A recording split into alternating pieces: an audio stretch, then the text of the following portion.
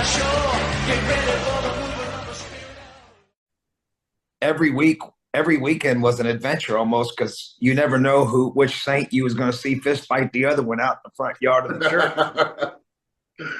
And there's no exaggeration to that. It was nothing to see.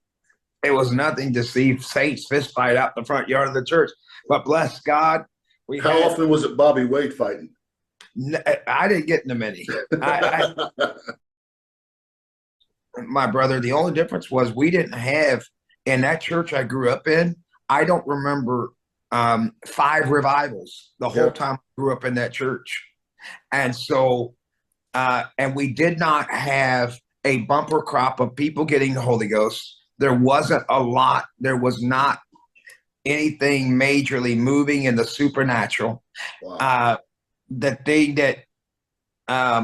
Now my mom and dad believed in it. My mom believed in it. My mom was, but we just didn't have it. And I think that, but what we did have in our house was faithfulness. Yeah. Well, I had never been exposed. Up until 15 years old, I had never been exposed to the prophetic at all. And prophetic ministry, prophets, none of that till I was about 15. Then I went to a meeting in Indiana. It was a church that our church had fellowshipped with for a while. And there was this prophet there, and I kid you not, when I met that man, when I met that prophet of God, something leaped inside of me. I don't know how to explain it. There was a connection. How many times have we gone to these meetings and God said, a huge harvest is coming. It's coming. It's coming. And so God's like, I'm going to give you a great harvest, but I've got a news flash for you. You're going to have to plow the field. You're going to have to. You're going to have to sow the seed. I'm going to feed this 20,000, but who's bringing the sack lunch?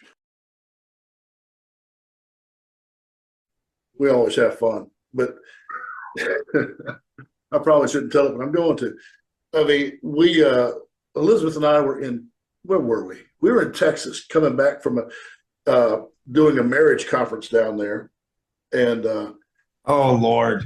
Oh, yeah, I'm telling it. Oh, God. We were in Texas doing a marriage conference. So we were driving back. Just don't tell where. It's about 8 o'clock at night. I'm thinking, you know what? I haven't talked to my brother in a couple of days. Let me call Bobby Wade. It was about 8 o'clock at night. I call, and you picked up on the first or second ring, which is not unusual. But what was unusual, and I heard a bunch of noise in the background. I'm like, Bobby's at church. And which in my mind at that moment, I'm thinking, well, you do like I do a lot during service. You'll wander all over the sanctuary. And I'm thinking you're probably at the back of the church somewhere. I'm like, you're like, hey, brother, I'm at church. And I started saying, okay, well, I'll call you back. And you said, hang on. And all of a sudden, I just heard you, now you're at one of our prominent churches preaching and answering the phone while you're preaching. Man, well, we laughed so hard. We laughed. Oh, man, bro. I about had to pull the car over. I was laughing so hard. Lord.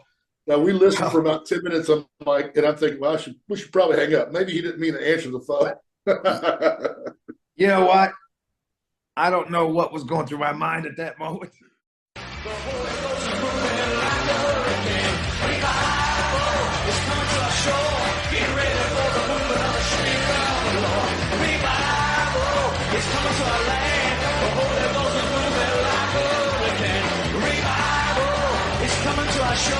Get ready for